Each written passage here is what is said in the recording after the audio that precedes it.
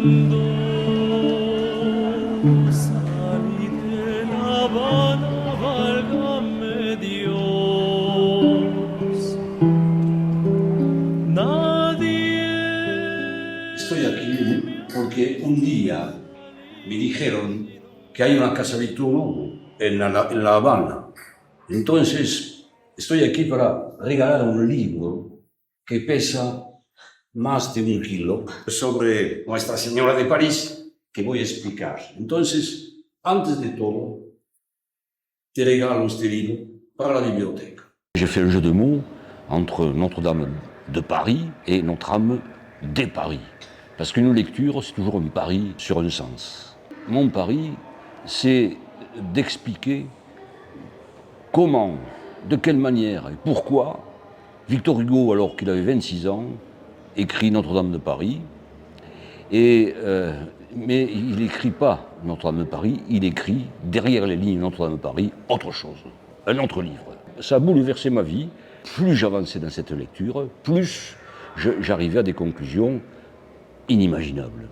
Le pari, c'est de savoir si Hugo l'a fait d'une manière consciente ou si Hugo l'a fait d'une manière inconsciente. Je crois que les deux niveaux de la conscience et de l'inconscience se sont mélangés. Et à 26 ans, je pense que Victor Hugo devient républicain en écrivant ce livre. Claude Frollo se enamoró de una gitana. Entonces estaba enamorado de manera loca. C'est un texte sur Hugo, en dialogue avec Hugo, et qui va réinventer une parole inconsciente que Hugo, peut-être, dans certains moments de son livre, n'a pas vue, qui sûrement lui échappe complètement, que moi je découvre, comme Lacan l'aurait fait. Hay un monstruo que está atravesando toda la historia, se llama Quasimodo. Está así, tiene únicamente un ojo como un ciclopo. Hay un caballero, bueno, que se llama Phoebus, como el sol, que va a salvar la gitana que está bailando, ¿no? Je me suis aperçu que les noms fournis par Victor Hugo, les noms créés par Victor Hugo ou non créés par Victor Hugo, sont des noms codés. Et à tel point, ils sont tellement bien codés que ce ne sont plus des personnages en chair et en os qu'il décrit, mais ce sont des concepts. Claude Frollo, c'est Claudius, celui qui boite. Et Frollo, c'est l'anagramme d'Orfol, l'or fou. Donc c'est le boiteux de l'or fou. La Esmeralda, c'est la salamandre. Il y a un passage très important où Phébus, le cavalier qui l'a sauvé, n'arrive pas à prononcer son nom. Et donc il ne le prononce qu'en tordant le nom dans une anagramme. L'Asmaralda, il l'appelle, par exemple, ce qui fait salamandre. Et ce mystère de Notre-Dame de Paris l'a suivi toute sa vie à Hugo, puisque dans la maison qu'il avait dans son île, l'Atlantique, la première chose qu'il a marquée à l'entrée, Notre-Dame de Paris. C'est-à-dire on rentre de nouveau dans Notre-Dame de Paris, etc., etc. Et il a transformé sa maison, ça c'est les derniers chapitres de mon livre, que je décris pièce par pièce, en demeure philosophale. Je l'ai écrit en partie en Grèce, en Sardaigne, un peu. C'était mon travail tous les jours en France, à Toulouse, à côté du pont de Tunis.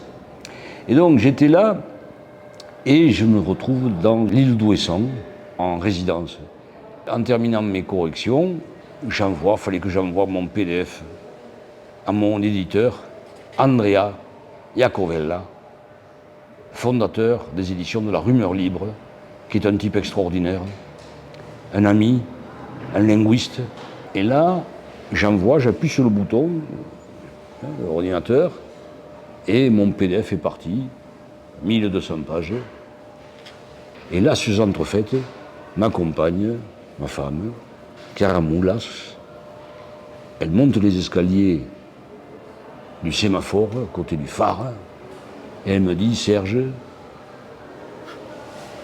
la Notre-Dame de Paris a pris feu.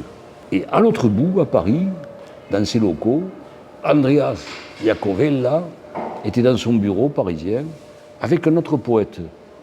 Ils allument la télévision, je ne sais pas pour quelle raison, on était là dans un coin, ils voient que Notre-Dame de Paris flambe.